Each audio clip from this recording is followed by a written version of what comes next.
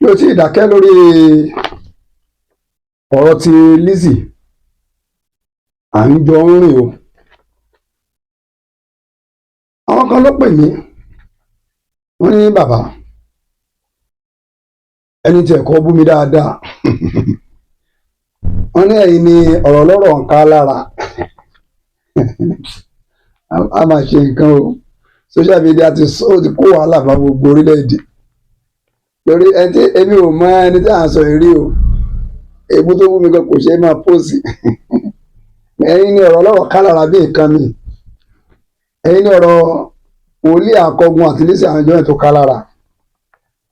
Ó ní àwọn méjèèjì kì í ṣe tó bá gbọ́dọ̀ dá sí ló pé mi mọ ìdí ọ̀rọ̀ wọn ní Genesis kó tó fa ìjà wọn òní lóòótọ́ ni. Ó pè mí ní òkè kó sẹ́ni mẹ́sẹ̀jì o. Ó ní ìkejì wọ́n tá bá wò dáadáa. Ó ní wòlíì àkọgun. Ó ní mò ń sọ pé ó sọ àwọn nǹkan kan. Ó ṣe mo ti wo nǹkan tó ṣe post láìpẹ́ mú ní kíni. Ó ní gbogbo nǹkan tó sọ ní Lizzy Anjorin ló ń bú mi. Èmi ò rí o. Ó ní ẹ lọ wò ó.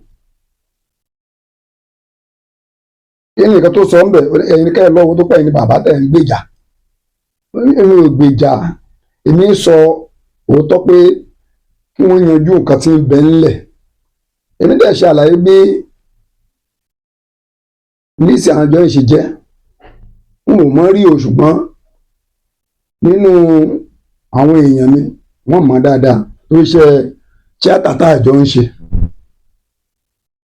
Wọ́n júwe pé ẹni tó dáa ni. Èmi náà sì rí pé ẹnu ọjọ́ mẹ́ta yìí àwọn aláàjì kan wọ́n dúpẹ́ pé olówó ti fowó ṣàánú Lizzy pé fowó ṣàánú fún ọ lọ sí ilẹ̀ mímọ́ ara iṣẹ́ ládàá ni. Bákan náà àkọgun wòlíì àkọgun tẹ̀ ń sọ mi ò rí rí ṣùgbọ́n tí mo rí tó sọ lèmi fi ń bẹ̀rù pé a ní lajúlẹ̀ kí tàdùgbọ́n kò wọ̀ bí ara lè bá sì ń jẹ kòkòrò tí àbáyé ti sọ fún olùkẹ́rẹ́ rẹ̀ kò ní jẹ́ kéèyàn sùn bá yá. Bàbá ní kò ní rí bẹ́ẹ̀ tó bá lọ rí bẹ́ẹ̀ ńkọ́ bàtẹ́ bá lè kìlọ̀ fún yàn tó sì fi àwọn nǹkan kan tì nídìí pé èmi náà jọ mọ àgbà mo tún má gbà díẹ̀díẹ̀. Àwọn tó fi tì nídìí mo béèrè lọ́wọ́ àwọn àgbà. Ẹni tó bá sọ nǹkan bẹ́ẹ̀ kò tí ì bínú ó sì ń fẹjọ́ sùn ni pé ìbínú irú wọn ó lè lágbára díẹ̀ o. Kìí ṣe ti kù ṣùgbọ́n ó sọ pé Ọlọ́run má jẹ́ kí a ṣe ẹ̀sìn pé ẹ̀sìn àkọ́kọ́ á kéré ju ti ìkejì lọ. Ẹyẹ ní kí n lọ ọkọ̀ tó pòsì bẹ́ẹ̀ mo ṣe lọ òwúrò tán wá rí lẹ́tẹ̀ èmi tó wà ń bẹ̀ èmi ò rí nǹkan tó ti dá ọkọ̀ Lizzy Anjorin o tilẹ̀ tọ́ lọ́hùn ẹ wo nǹkan tá à ń sọ yìí. Kọ́kọ́ bá máa ṣí ẹ fídíò yìí náà bó bá ṣe ń ṣí ẹ rẹ̀ máa bá mi save ẹ torí yóò wúlò fún ẹ. Ǹjẹ́ o mọ̀ pé tó o bá ṣí awẹ́ aṣọ ara àlùbọ́sà tó gbóòórùn ẹ̀ òórùn ní note náà ni ó máa ń rùn bí owó tuntun. Òórùn kan ló wà láàrin owó tuntun àti òórùn aṣọ àlùbọ́sà. Èdìdí ìwádìí kan là wá débẹ̀. Ìwádìí ìjìnlẹ̀ ni ohun gbogbo tí mo bá ti sọ jáde. It is not a mere say or an analog saying. Ohun tá a dìídì ṣe wádìí sí ni. Ṣé wádìí oríṣi wèrè méje ló wà? Wèrè tó ṣe gbajúmọ̀ jù táwọn èèyàn mọ̀ jù òun ni wèrè alákìísà. Kí ni wọ́n ń pè ní wèrè alákìísà? Wèrè alákìísà ni ẹni tó jẹ́ pé alágànná tó ń wọ àkìísà kọ́rùn ó ń ká àkìísà kiri. Ẹ máa rí wọn ní títì, ẹ máa rí wọn lẹ́gbẹ̀ẹ́ ilé káàkiri. Wọn ìwọṣọ gidi, aṣọ àdọ̀tí mọ́ lọ́rùn, irun orí àti ẹran mọ́ lọ́rùn. Wèrè ẹlẹ́ẹ̀kejì wèrè alákìtàn. Ṣé ẹ ráwọn wèrè alákìtàn wọ́n tún upgrade ju wèrè alákìísà torí wèrè alákìísà ń gbà míì a lọ sí restaurant a lọ tọrọ oúnjẹ bó bá rẹni tó ń dáná a nìkan fún un lóúnjẹ ṣùgbọ́n ṣe rí wèrè alákìtàn kì í jẹ oúnjẹ gidi àkìtàn ló ti ń jẹun omi gọ́tà ló mu kò sì ní kú búrẹ́dì tó ti bàjẹ́ ló máa jẹ bẹ́ẹ̀ fún lóúnjẹ gidi jẹ kò ní jẹ ìyẹn dẹ lẹ́ẹ̀kejì wèrè kan náà wá tán pè ní wèrè alágídí ṣẹ́ra àwọn wèrè alágídí gbogbo èèyàn náà máa ń bájà from January to December tó o bá ti lẹ́ni tó jẹ́ pé wèrè alágídí ni tó ń set ring light for everybody lójoojúmọ́ kì í ṣe fault wọn wèrè alágídí ni irú ẹni bẹ́ẹ̀ jẹ́ ṣé wá rí àwọn wèrè alágídí yẹn wọ́n burú débi pé àtún tó kàn wọ́n àtún tí ò kàn wọ́n wọ́n gbé sórí, wọ́n máa jà sá jà ìjà all the time. Kò sẹ́ni tán tí ìbájà tán bẹ́ẹ̀ lẹ́ni bá ń sọ̀rọ̀ lọ́lọ́ ní títì alọ́rọ̀ òun ló ń sọ. Irú mo ṣe ń sọ̀rọ̀ yìí báyìí tí wèrè alágídí bá gbọ́ tó bá kọjá ń bì á lóun lákọ̀ọ́gún ń bú á tún bẹ̀rẹ̀ sí ní pariwo akọ̀ọ́gún. Kì í ṣe fọ́ọ̀tì irú ẹni bẹ́ẹ̀, wèrè alágídí ni wọ́n. Tí wèrè alágídí bá wà nínú yàrá kan, the only thing tí wèrè alágídí máa ń ṣe pé a máa fi etí here ọ̀rọ̀ àwọn èèyàn, a máa bá wọn jà. Ó di mẹ́ta. Wèrè kan náà wá wà tí wọ́n ń pè ní wèrè ẹlẹ́jọ́. Wèrè ẹlẹ́jọ́ yẹn tiẹ̀ ó tún lé o, a máa sújọ́ kiri ni ẹnu ìró wọn. Asset ring light from January to December, December to January, kò sẹ́ni tí ò lè bú. Bó bá ṣe ń bú Táyé la máa bú Kẹ́hìndé, lábú Ìdòwú, lábú Àlàbá. Kì í ṣe fọ́ọ̀tì wọn. Wèrè ẹlẹ́jọ́ ni wọ́n.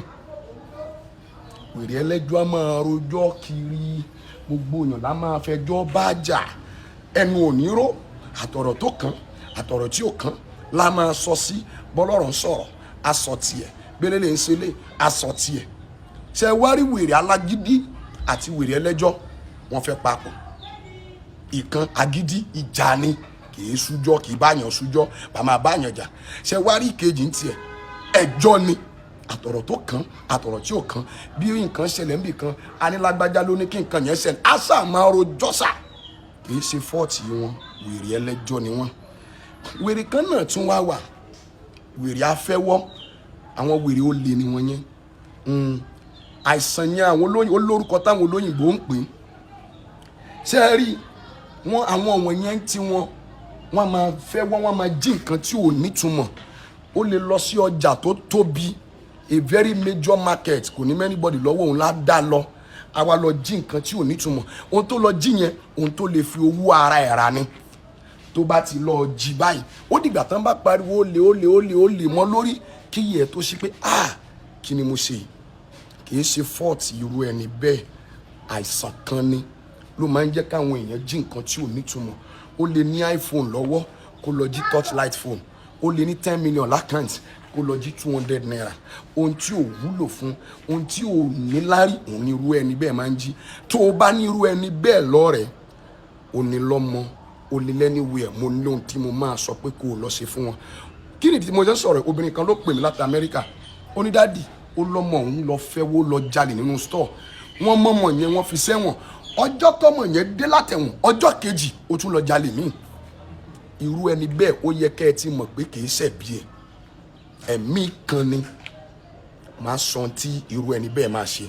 Tó o bá ń gbọ́ mi ibikíbi tó o bá ti ń gbọ́ mi, máa pín fọ́nrán yìí, máa pín káàkiri, torí má jìyà náà ti ń yá má jìyà lọ́fà. Tó o bá ṣe ń ṣí ẹ rẹ̀ kó o save ẹ̀ wá nídìí ẹ̀. Wo bí ohun tọ́lọ́run rán mi lélẹ́yìí, I am here to destroy ignorance. Ẹ pín fọ́nrán káàkiri, a fẹ́ ṣí ojú àwọn èèyàn sí spiritual reality. Tó o bá ti lọ ṣe, wàá dúpẹ́ lọ́wọ́ Ọlọ́run, wàá dúpẹ́ lọ́wọ́ mi. Orúkọ mi ò yí padà, Wòlíì Olúmúyìwá Àkànmú. Bá mi pín fọ́nrán yìí, máa share rẹ̀, ẹ máa share rẹ̀. Ibo ló dá ọkọ̀ Lizzy Anjorin gbogbo tó sọ ń bì ẹ̀ ń sọ. Ẹyẹ ní gbogbo àwọn àfiwé tó ṣe pé Lizzy Anjorin ló fi ń bú, èmi ò rí bẹ́ẹ̀ lọ́dọ̀ tèmi ni o. Ṣé ẹ̀sìn rárá sọ pé kọ́mẹ̀ntì àbí tá à ń gbọ́ àbí tá à ń dáhùn sí nǹkan àwọn gan ni wàhálà jù. Àwọn ló fa wàhálà sáàárín àwọn olórin àbí nǹkan kan jù. Àwọn olólùfẹ́ wọn tán pè fans. Bẹ́ẹ̀ náà ni ilé tá à ń sọ yìí. Àwọn fans gan ni wàhálà gbogbo wọn ti bẹ́ẹ̀lẹ̀. Àwọn agbọ̀ọ̀dùn bí irú èmi báyìí, agbọ̀ọ̀dùn lèmi náà. Torí kò sẹ́yìn ọ̀kan tí mo mọ̀ náà méjì báyìí. Ṣùgbọ́n mo wá bẹ̀ sí ṣe ìwádìí kí ló lè fa ìjà gan láàárín wọn. Ó ṣeé ṣe ìwádìí yẹn lọ náà. Ṣùgbọ́n nǹkan tí mo kọ́ ṣàkíyèsí ni pé mo ríran ò ríran kò yẹ kó dìjà. Mo ríran sí ẹ, nǹkan báyìí máa ṣẹlẹ̀, ṣe nǹkan báyìí, bó o bá ṣe kò síjà ń bẹ o.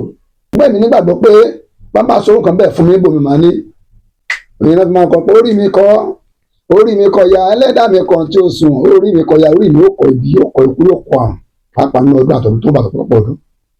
Ìyẹn lè wọ́n pé òun ò ṣe nǹkan tẹ́lẹ̀ kan ṣe tó bá sì fẹ́ ṣe jẹ́jẹ́ kò wáyé kó dìjà. Nínú ìwádìí mi, ìran àkọ́kọ́ tó dìjà náà iná òun rè ẹ̀wù.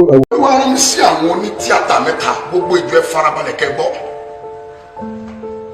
Ẹni àkọ́kọ́ náà onítíátà yìí wọ́n ń porúkọ ẹ̀ ní Lizzy Anjorin.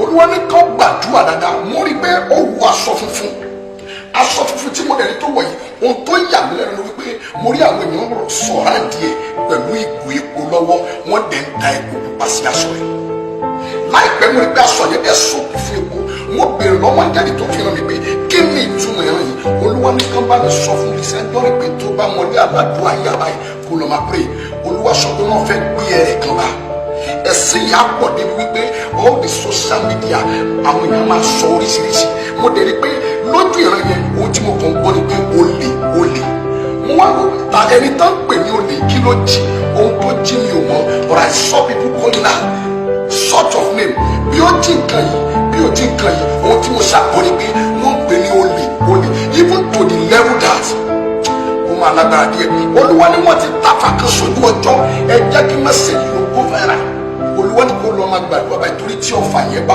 wọlé sí lára àwẹ̀ ọ̀sẹ̀ ìlú ìgbéra yẹn àṣàyẹ àgbìyànjú àti dìfẹ́ǹdì ara ẹ̀ ọ̀rẹ́ ò ní tàbí tí àwọn èèyàn. Tìrì mo wá fẹ́ bèèrè lọ́wọ́ ẹ bá mi pé kíni ẹ pin kó lọ gan ó dọ̀dọ̀ Lizzy Anjorin àtàwọn tó bá nífẹ̀ẹ́ dáadáa àtàwọn fáǹsì ẹ bá mi pin ẹ bá mi share ẹ bá mi comment ẹ sọ̀rọ̀ sí nísàlẹ̀ ẹ bá mi comment ẹ bá mi like ẹ kó orin jìnnà gan dọ̀dọ̀ Lizzy bí ó bá sí Nàìjíríà ẹ bá mi ti dọ̀dọ̀ ẹ mo fẹ́ bèèrè jẹ́ nígbà tí Wòlíì Àkọ́gun rẹ̀ ṣé nǹkan tó ṣẹlẹ̀ ńgbà tó máa ṣẹlẹ̀ ńgbà tó ṣẹlẹ̀ ṣé ó ti ṣẹlẹ̀ kọjá kó tó sọ ìran yìí ni àbí lẹ́yìn tó sọ ìran yìí ni nǹkan ẹ ṣẹlẹ̀ tó inú bẹ̀bẹ̀ ó ní òun rí Lizzy Anjorin pé ó wọṣọ funfun wọn wá da epo sí pé kó gbàdúrà kó má bàa ṣẹ̀sín ó sì rí pé nǹkan kan ṣẹlẹ̀ ńgbà kan sí Lizzy Anjorin tó bọ́ sí nǹkan tí arákùnrin sọ ṣé nǹkan náà ti ṣẹlẹ̀ tán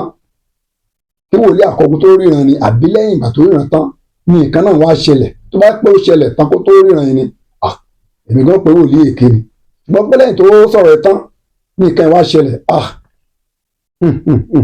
ẹ má pè é lóko mi àwíṣẹ kò léwọ o ẹni sì ó sì sọ ní ọ̀rọ̀ tó sọ nínú ilé tó ṣe kọjá pé a sọ̀rọ̀ ṣe kì í sọ̀rọ̀ dànù yẹ gan mo dì mú tèmi o àwọn òwe mẹ́ta tó pa ìkùbà mẹ́rin a sọ̀rọ̀ ṣe kì í sọ̀rọ̀ dànù ó lóun ó tún sọ ọjọ́ tírù kan bẹ́ẹ̀ ó ṣẹlẹ̀ sí tí ó wá ju ti àkọ́kọ́ mo ṣe ti yá ń pe pé ẹ dákun ẹ bá mọ tẹ̀sùn mọ́ Lizzy Anjorin ẹ pé nínú kó dákẹ́ àbí kó pe arákùnrin kan jọ sọ̀rọ̀ láàrin ara wọn ògbólẹ̀ tán ṣe ẹ lè ní wòlíì èké ni wòlíì fọwọ́ náà ni wòlíì tìkabọ̀dí ni ẹni gbèdì rẹ̀ lẹ̀ ni wọ́n ti ka bọ̀ bẹ́ẹ̀ bá wá wòlíì kiri wòlíì ò nílùú yín jìbìtì ẹni tí ò lọ lé babaláwo ní sọ kó àṣẹ bọ ẹni tí ò lọ sọ́dọ̀ àfáà ní wo yẹn rèé rọ fún ẹ̀yin èèyàn gan ni alákòóbá ara yín jù ká máa tójú bọlé tsotsotsotsotsotso lẹlòmíì bá kiri ẹlòmíì tá bá ti pọwọ́ fún báyìí kíbi tó bá ti wà bá ṣe ìlú èbó tán àbí kó kàn rí kíní kan lórí Facebook kẹ́hìn náà tó wá sọ nǹkan kan ọlọ́ọ̀bá gbẹ́bẹ́ bá ọmọ ìyá tó ti ń béèrè nọ́mbà Wòlíì Àkọ́gun lọ́wọ́ mi wọ́n ti lé ní 100 wọ́n rí i pé mo pósẹ̀ wọ́n béèrè nọ́mbà ẹ̀ lọ́wọ́ mi àwọn míì nǹkan tí wọ́n wà kiri lélẹ̀ kẹ́sà máa sáré kiri wọ́n gbà pé kán ṣe nǹkan láyàrá wọn ẹ tí wòlíì bá wá lu jìbìtì ó lù gbé náà ni tó bá sì bọ́ sí wọn gbọ́ wòlíì rẹ tọ́ ó kù sọ́wọ́ ìwà àtọ́lọ́run rẹ̀ bó bá bọ́ sọ́wọ́ àfáà dáadáa bó bọ́ sọ́wọ́ àfáà jìbìtì déédéé bó bọ́ sọ́wọ́ oníṣẹ́ ìṣe tó mọ̀ nípa ìṣẹ́ tó mọ̀ nípa ìfádà tó mọ̀ nípa pàkà ṣe iṣẹ́ fún yàn dáadáa oore ọ̀fẹ́ ni